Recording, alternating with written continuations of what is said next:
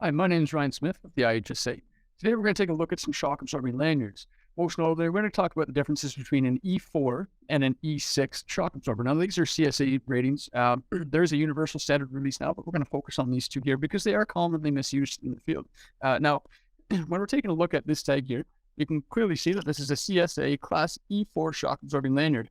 This here is rated for between 100 and 250 pounds. You need to remember that these shock absorbers are going to be rated for the specific weight of a user. You need to make sure you've selected the correct shock absorber for yourselves. And another thing to consider here is that this is our weight with all of our equipment on as we're going to be working, right?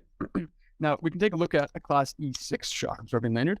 This one here you can see is rated for users between 200 and 386 pounds. Now, this is for this specific manufacturer. You need to be familiar with your manufacturer. So always review your owner's manual. Always review not only the weight rating, but the deployment length of each. And that is a key characteristic or a difference between the two. Not only is an E4 shock absorber rated for lighter users, it does deploy a shorter distance. Now, this varies widely between manufacturers and even between different shock absorbing lanyards. But in general, an E4 shock absorbing lanyard will deploy somewhere between 3.5 and 4.5 feet, whereas an E6 shock absorber designed for heavier users will typically deploy a little further, somewhere between 5.5 and 6 feet.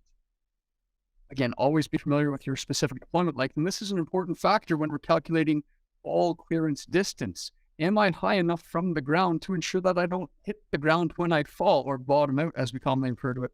So we need to be familiar with what the weight rating is and what deployment length is when we take that calculation. I'm Ryan Smith with the IHSA. Thank you very much.